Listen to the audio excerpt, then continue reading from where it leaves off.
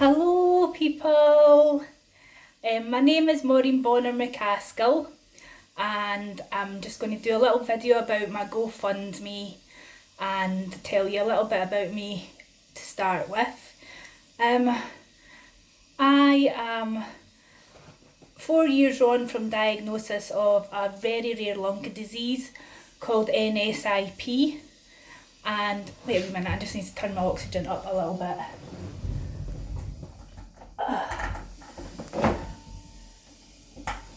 That's better. It's when I talk I need more oxygen.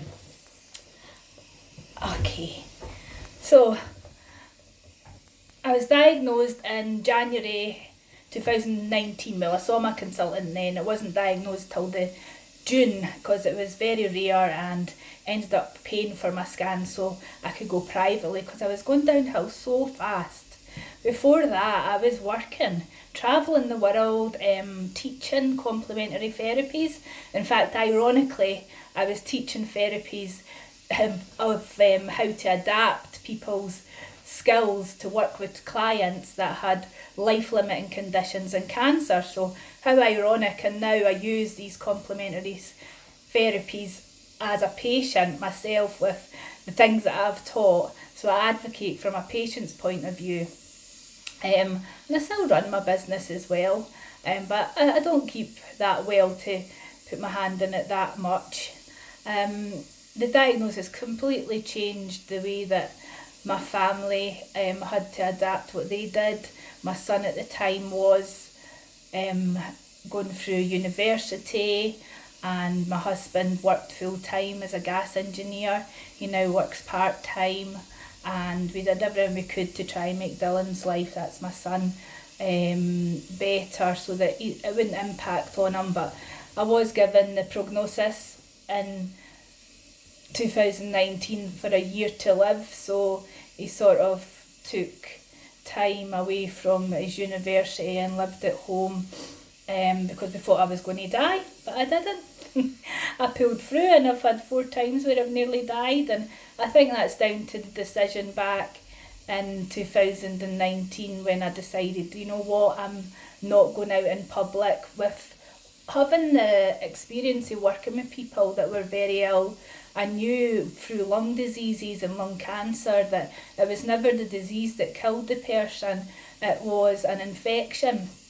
So I was in a little cafe at the time. People were coughing and spluttering in October, and I thought, I am not putting myself at risk here. I was wearing the masks before COVID happened, so I was out there wearing these masks with sparkles on and stars and things like that, and people would look at me, but I knew that's what I needed to do, but it wasn't going to protect me that much. So I did decide to stay at home, and I've been at home ever since. I don't feel sorry for me because I've got a great life.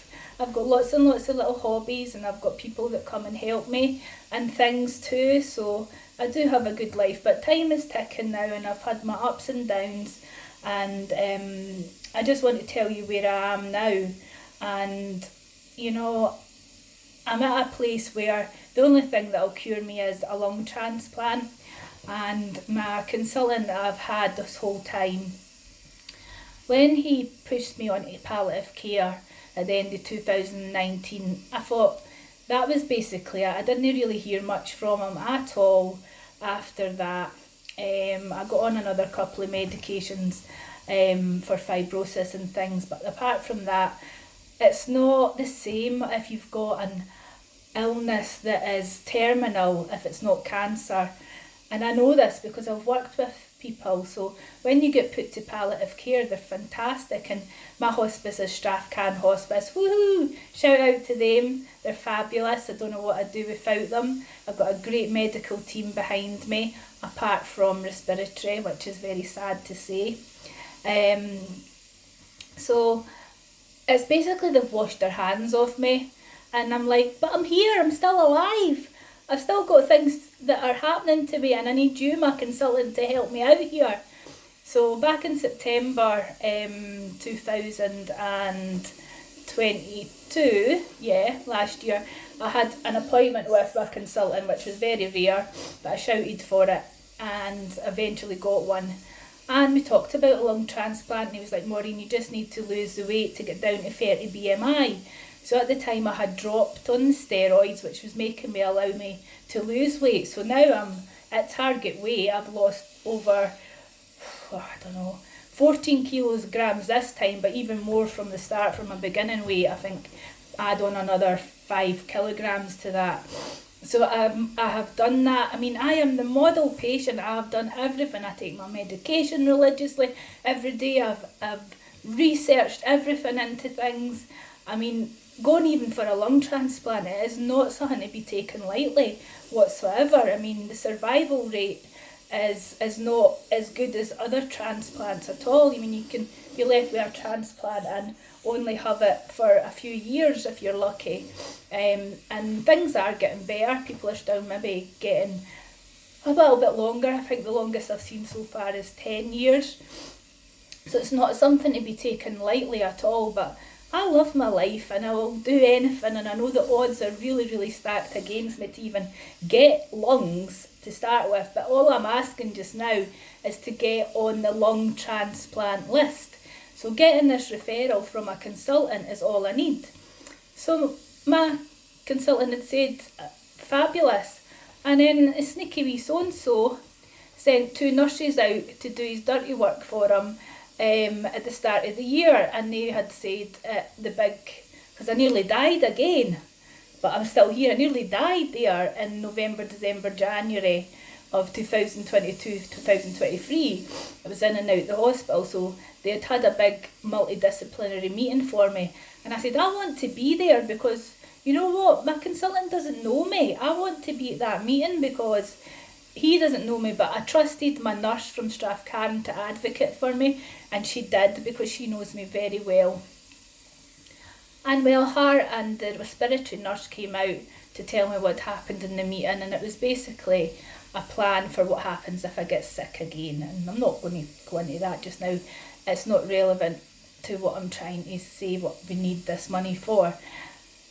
He said that I wasn't viable for a lung transplant.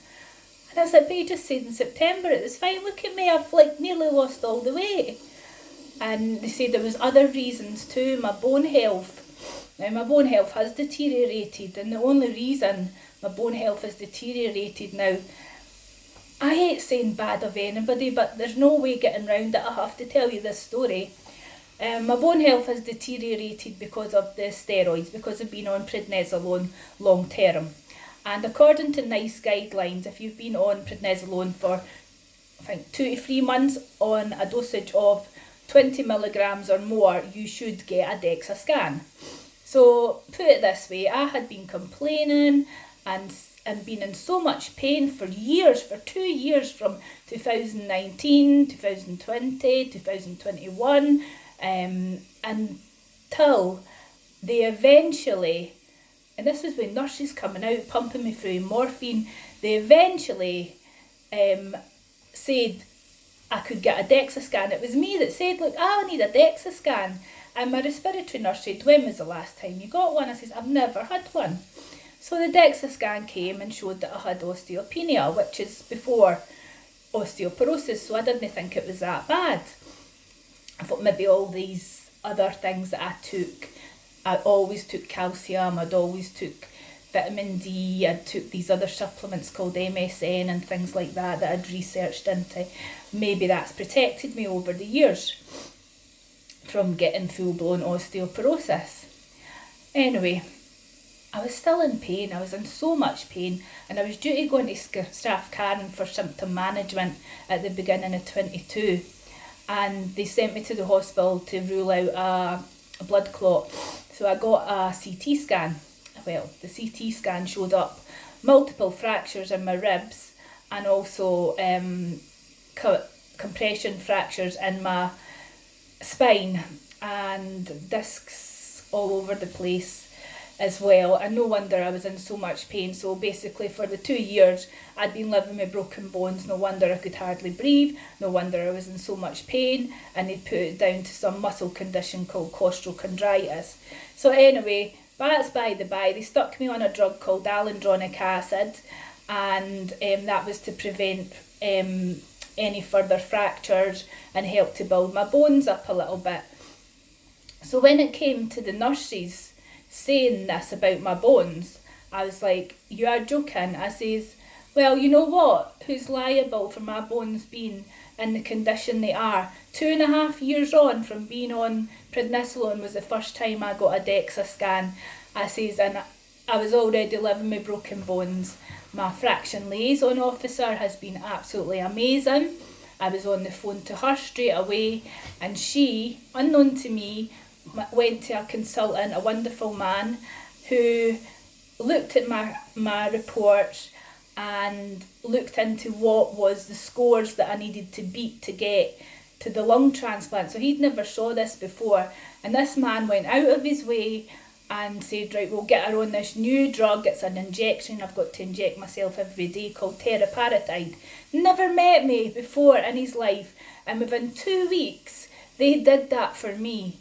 I eventually got a phone conversation, but 2 months down the line after the nurses had came in with my consultant, because I said, I want to hear this from my consultant, not from you. They couldn't answer my questions about what the T-scores and Z-scores were about my bones and where I needed to be. I was, I just think it's absolutely rude and shocking. And I said, I want a second opinion here. I don't agree with what this man's saying. So anyway, when we had the phone conversation, I asked him outright, why did you, my consultant, not think, oh, Maureen's been in so much pain, let's get her on something better, like Teraparatitde. Why would you not think that rather than just say, oh, write her off? I'm not dying. I'm not going anywhere. I don't feel like I'm dying. I've still got the same, well, I've got 23% lung function. I lost a few percent when I was ill there, but he's just written me off, and he kept saying during the conversation, you're palliative care now, you're palliative care. I was like, that's right, I am. I'm palliative care. But he says, there's other things as well. I says, what other things? He says, you have heart disease. Now, I don't have heart disease. Now, I'm a very logical person. If somebody said, right, you've got this, and this, you're not a candidate for a lung transplant, I'd be like, okay, that's fine. But I just don't agree with anything he says. One, the bone thing, now I'm on the Teraparatitde. That's why it's so important that I get this DEXA scan to see how it's grown. And also, I don't have any broken bones. I don't feel like I've got any broken bones. One good thing that came out of me being ill at the end of the year last year was I had plenty of bed rest, so the bones would have healed. And also this super duper drug. It's just, I'm off all my pain medication that I was on. I was on these horrible painkillers that made you boo and made you really drowsy, called gabapentin. Is it gabapentin? Gabapentin. No, pregabalin. Gabapentin was the old one. So it's pregabalin. So I'm off all of them now. Been off them for months. So there's evidence. I just want the DEXA scan to see how it's built. And this consultant that put me on this wonderful man, Dr. Harvey, he said, I don't know if this will work, but it will give Maureen the best chance she's got. Now that's all I want. Isn't that wonderful? This man that's never met me did this for me. I'm going to get a little emotional. When people are nice to me, that's what happens. I get a little emotional. Anyway, so I've been doing really well with this. So that's one point. That's one scan that we need done. I'll also need to get in, and because for some reason I phoned up and it's not been put through as a referral, and I thought, oh gosh, this is going to take forever. There's only one DEXA scan at Forth Valley. I'm going to have to just get it privately. And then the other reason that Dr. Cameron, my consultant, said was that I had heart disease. Now, I don't have heart disease. During the same period, probably the couple of year period from 2020 to 22, I had a very, very high heart rate. And it wasn't normal for me. And I kept saying to them and nobody was really listening to me. It's like nobody wants to do anything. They want the consultant to do something, but he's not interested. So nothing ever gets done unless I really push for it. So I says, look, give me an echocardiogram and see. Because there's my CT came back saying there's no disease progression, so why is my heart rate so high? Well, went for an echocardiogram, it showed up normal, but there was a little struggling valve, so it wasn't heart disease whatsoever. I've got it there in black and white in my notes. In fact, I went for a endoscopy recently and she asked if I had heart disease. I says, why don't you check yourself?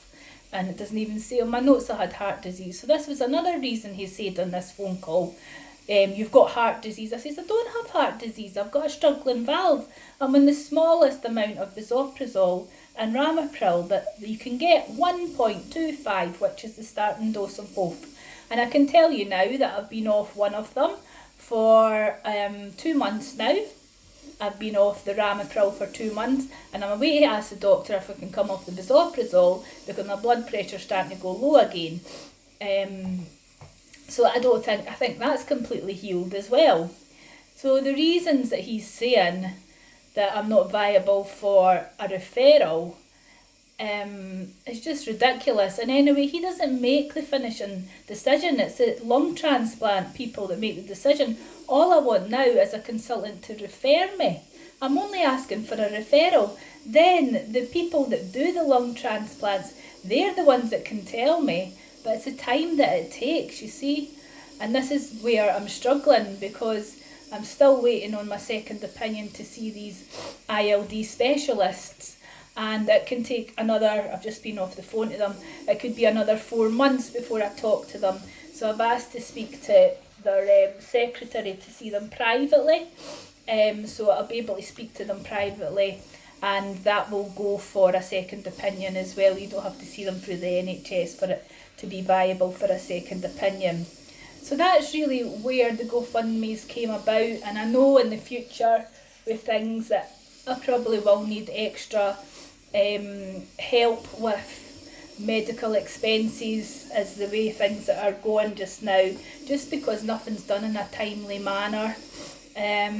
So I hope you've got to know me. I have got a YouTube channel, and you can have a little look on the YouTube channel, and I'm going to do little videos that hopefully help people. But if you can donate even just the smallest amount, I'd be more than grateful.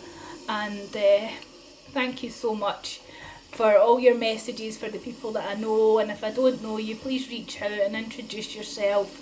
Me and my hubby are writing a book this year, and it's just little stories about what we've been through and how we've overcome them and how we can live a happy life no matter what. I mean, our life was really rocked.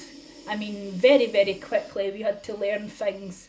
And I'm not saying it was all happy at the beginning. I was like talking about, can you remember when we were all shouting and arguing at each other? And we never argue, but it was so stressful, the environment and everything that was happening. I was living out in the camper van because the house wasn't adapted, and it was just, I don't know how we got through it, but we did, and we're here, and I'm smiling today.